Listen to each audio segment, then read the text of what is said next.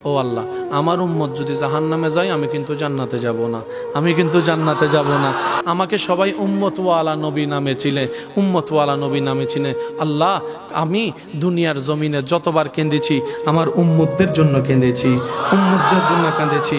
আমি গারে হেরার মধ্যে রব্বি হাবলি উম্মতি বলেছি, আমি গারে হেরার মধ্যে রব্বি হাবলি উম্মতি বলেছি, তাহাজ্জুদের নামাজে রব্বি হাবলি উম্মতি বলেছি। সারাটা জীবন শুধু উম্মতের কথাই বলেছি। সুবহান। এবার নবী বলে, আল্লাহ তুমি তো সর্বক্ষমতার অধিকারী। আল্লাহ 800, 700, 600 বছরের এরকম এবাদতকারী অনেক নবীর উম্মত আছে। আমার উম্মত যেগুলো আছে 40, 50, 60 বছর, তোর মধ্যে 40 বছর দেখা যায় শুধু গুনার গুনাহ, গুনার গুনাহ, গুনার গুনাহ। কেউ সাপ্তাহিক নামাজি আছে, কেউ 5 ওয়াক্তের মধ্যে 3 ওয়াক্ত পড়ে।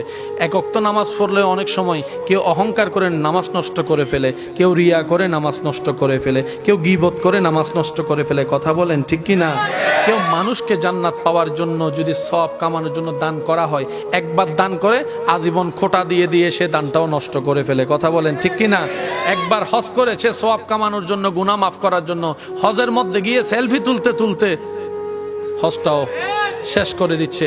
নবী বলে, আল্লাহ আমার উম্মত যদি জাহান্নামে থাকে আমি কিন্তু জান্নাতে যাব না। আল্লাহ আমি যদি জান্নাতে যাই আমার উম্মতকে সাথে নিয়ে যাব, উম্মতকে নিয়ে। আল্লাহ তুমি এবার যা করার তুমি করো, তুমিই তো বিধানদাতা, তুমিই তো আইন বানানেওয়ালা, তোমার যা মন চায় তুমি তা করতে পারো। দিনকে রাত, রাতকে দিন যদি তুমি বানাও কার কি বলার আছে? আল্লাহ আমি তোমার উপর ছেড়ে দিলাম। রব্বুল আলামিন বলে, হাবিব আপনার উম্মতের ব্যাপারে আমি আল্লাহ আপনাকে নারাজ করব না, আপনাকে নারাজ করব না, নারাজ করব না।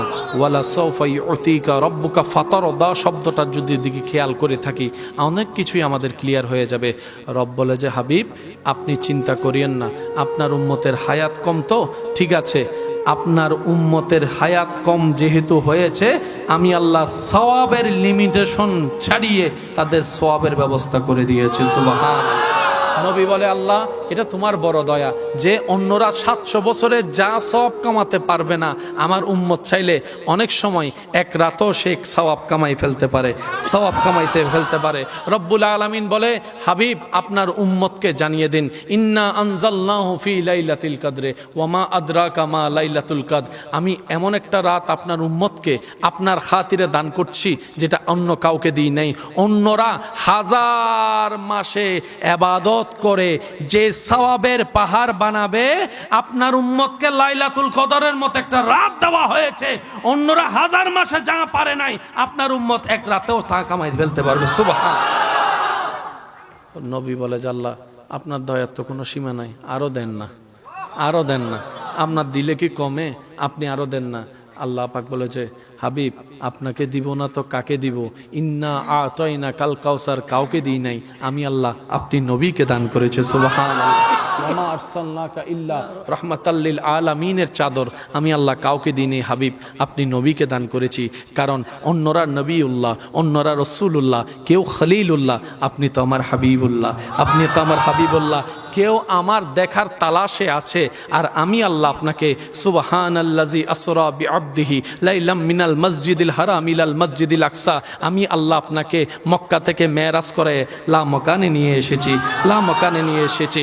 সবাই থাকবে নফসি নফসি স্লোগানে, আপনি সেই দিন থাকবেন উম্মতি উম্মতি স্লোগানে। সবাই থাকবে দাঁড়িয়ে, আমি আল্লাহ আপনার জন্য মকামে মাহমুদের আসনের ব্যবস্থা করে রেখেছি। হাবিব আমি আল্লাহ আপনি নবীকে নারাজ করব না। হাবিব আপনি চিন্তা করিয়েন না, যারা আপনার উম্মত তারা বান্দাও তো আমার। আল্লাহ পাক বলে, হাবিব আপনার উম্মতকে বললেন 5 ওয়াক্ত নামাজটা ভালো করে পড়তে, পড়বে 5 ওয়াক্ত। আমি সুপ্রিম কোর্ট থেকে রায় করে দিয়েছি, ডান কাঁধের ফেরেশতা জানে, পড়বে 5 ওয়াক্ত, লেখা হবে 50 ওয়াক্ত। আল্লাহ নবী বলে, আল্লাহ এটা তো আপনার বড় দয়া।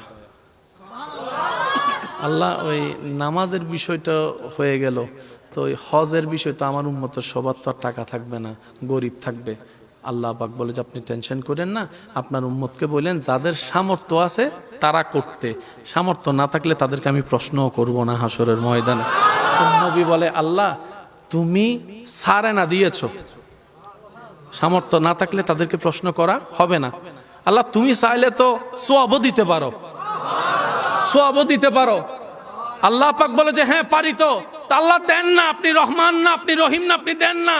আল্লাহ পাক বলে হাবিব আপনার উম্মতকে বলিয়েন শত ব্যস্ততার ভিতরে সময় পেলে মা বাবার চেহারার দিকে মায়ার নজরে একবার তাকাবে, কবুল হওয়া সওয়াবের ব্যবস্থা, হজের সওয়াব আমি আল্লাহ দান করে দিব। তাকবীর, আল্লাহু আকবার। নারে রিসালাত, নারে গাউসিয়া, আহলে সুন্নাত ওয়াল জামাত। উচ্চ আওয়াজ একবার বলেন সুবহানাল্লাহ। নবী বলে যে আল্লাহ হজেরটাও দয়া করে দিলা, তো রোজাটা?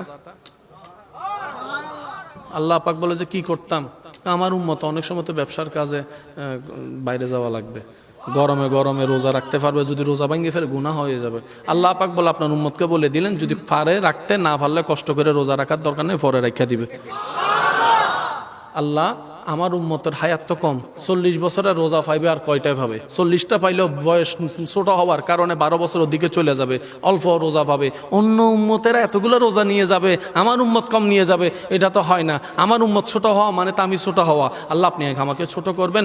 রব বলে যে না, আমি কেন আপনাকে ছোট করবো? ওয়ারা ফান আলাকা জিকরা কাউকে বলি নেই, আপনি নবীর ব্যাপারে বলেছি, আপনি নবীর ব্যাপারে বলেছি। এবারে নবী বলে আল্লাহ একটু দয়া করেন না, আমার উম্মতের আমল নামা যেন একটু বেড়ে যায়, অল্প সময়ে বেশি বেতন যেন পায়।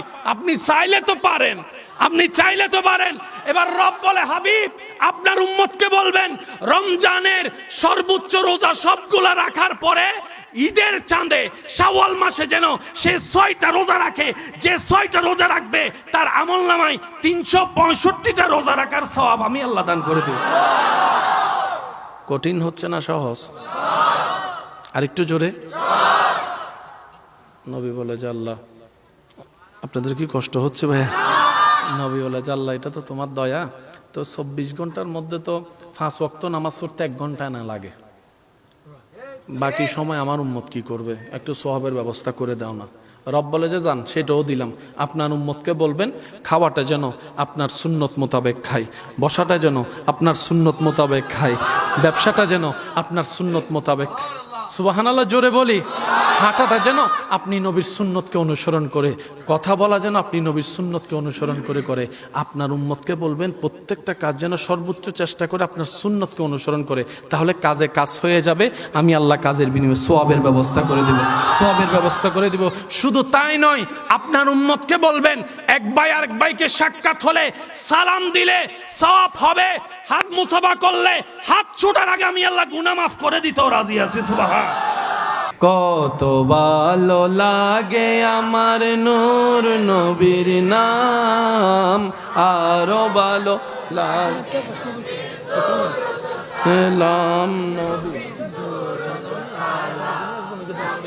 দরুদ সালাম, কত ভালো লাগে আমার নূর নবীর নাম, আরো ভালো লাগে নবীর দরুদ সালাম, নবীর দরুদ সালাম, নবীর দরুদ।